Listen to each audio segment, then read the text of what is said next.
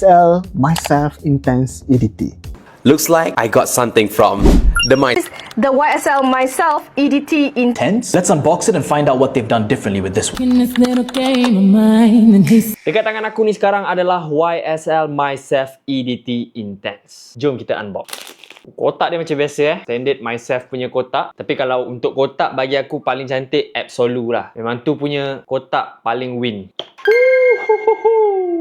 Botol dia cantik gila. Aku suka transparent the way. So dekat tangan aku ni sekarang iaitu Myself EDT Intense. Impression aku untuk botol YSL Myself EDT Intense ni, transparent, clean, sexy. Atomizer check.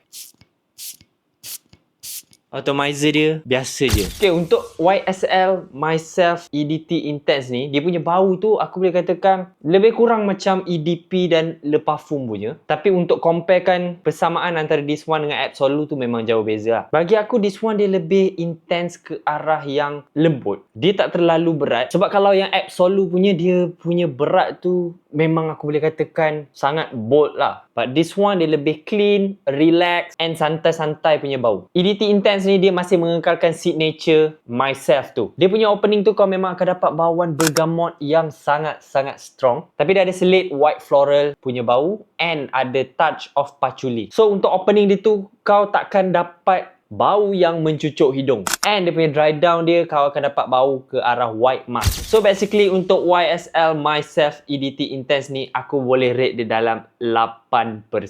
Kalau kau tanya aku antara full line up, number 1 still aku punya favourite iaitu Myself Absolu. Nombor 2 Myself Le Parfum. Dan number 3 iaitu EDT Intense. And the last one is EDP. For me, this one sesuai untuk kau nak pakai daily wear, kau nak pakai pergi kerja, outdoor, sport, memang sangat-sangat sesuai. Aku highly recommend untuk kau cuba this one lah. Harga dekat butik untuk 100ml kau akan dapat dalam 600 lebih, something like that. Tapi kalau untuk 60ml kau dapat dalam 400 lebih. Thank you so much to YSL for this beautiful perfume.